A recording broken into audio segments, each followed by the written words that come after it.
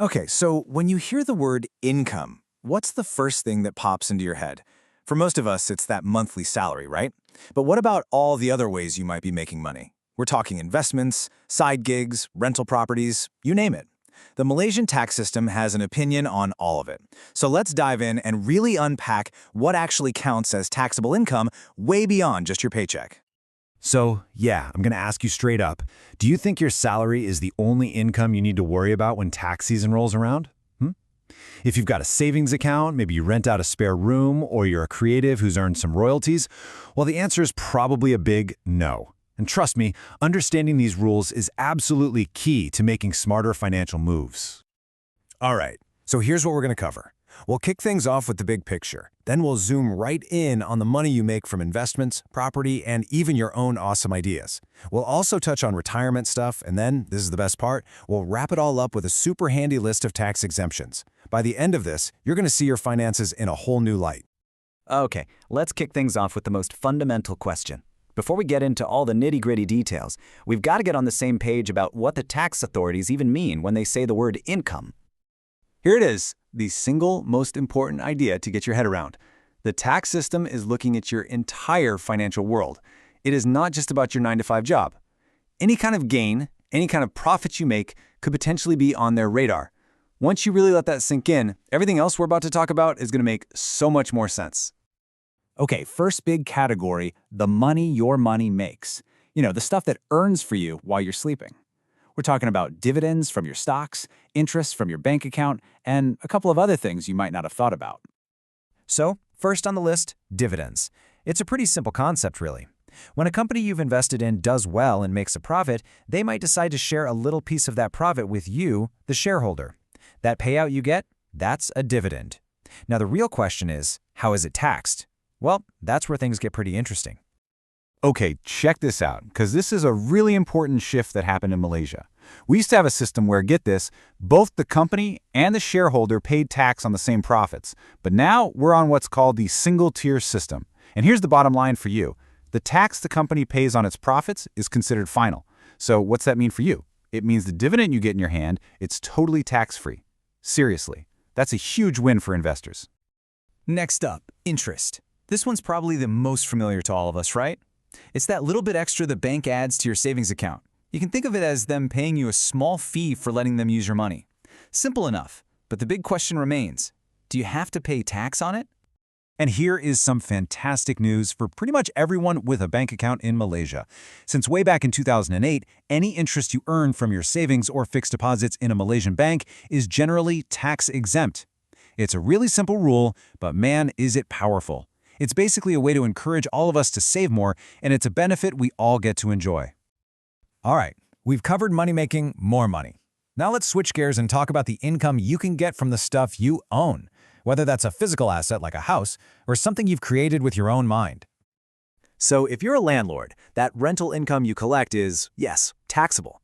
But here's a super important detail you have to know. It's taxed based on when you get the cash, not what period the rent is for. Let me give you an example. Say your tenant pays you 6 months of rent in advance in December. Well, guess what? All of that money counts as income for that year, the year you received it. Now for the good news. You're not taxed on the full rental amount. Oh no! You get to subtract all the legitimate costs you spent to get that rental income in the first place. As you can see here, we're talking about things like your fire insurance, quit rent, the interest on your loan for that property, and any repairs you had to do. The system views these as necessary costs of doing business. But, and this is a big but, you can't just deduct everything. There's a clear line. Think of it this way. Are you maintaining the property or improving it? The cost to get your very first tenant, like advertising or legal fees, those are out. And big renovations, the kind that actually increase the property's value, not just fix something broken, those are considered capital improvements, and they're not deductible from your rental income. All right, let's talk about royalties. This is the money you earn from your creativity, your intellectual property. You know, if you're a writer, every time your book sells, that's a royalty. Or if you're a musician and your song gets played, or an inventor with a patent, it's basically a payment for the right for someone to use your brilliant idea. And this is pretty cool because the tax system actually gives you a break here to encourage creative work. There are some really nice tax exemptions for royalty income, and the amount varies depending on what you created. As you can see in the table, you can earn up to 10,000 ringgit tax-free from artistic stuff, and that exemption jumps all the way up to a very generous 20,000 ringgit for things like writing books, original paintings, and even composing music. All right, let's move on to something that might be a little further down the road for some of us, but is super important to understand. Income you might receive in retirement. We're talking pensions and annuities. So, a pension, right? It's basically that steady payment you get from your old job after you've officially hung up your boots and retired. It's a reward for all those years of hard work. Now, in Malaysia, pensions are generally considered taxable income. But, and you're going to want to listen closely to this but, there is a massive exception. And here is the golden ticket. Your pension becomes completely tax-exempt as long as you meet one of these conditions.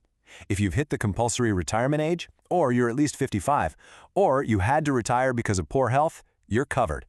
As long as that pension comes from an approved fund, hit just one of those conditions and poof, that pension income is yours, completely tax-free. Okay, so what about an annuity? It's a little different from a pension. This is a contract, usually with an insurance company, where you pay them a lump sum, and in return, they promise to pay you back in a series of regular payments over time. And hey, you're probably sensing a theme here. There's good news for annuities too. If you get an annuity from a Malaysian life insurer, it's also typically tax-exempt.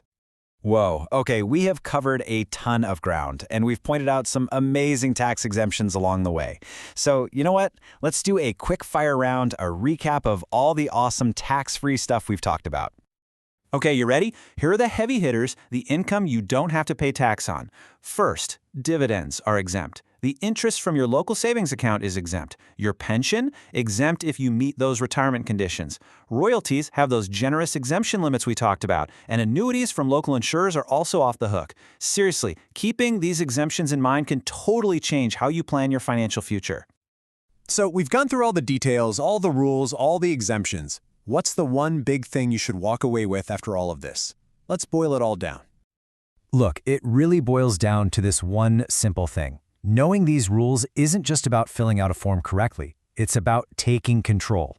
When you understand the whole landscape, you can make way smarter choices with your investments, your property, and your creative projects. You're no longer just reacting to tax season. You're proactively building your wealth. You're in the driver's seat. So, I'm going to leave you with a final thought. Now that you have a much clearer picture of how all these different types of income are treated, what changes for you? Does this make you think differently about your savings? Does it maybe inspire you to finally write that book you've been thinking about? Armed with all this info, what's your next move?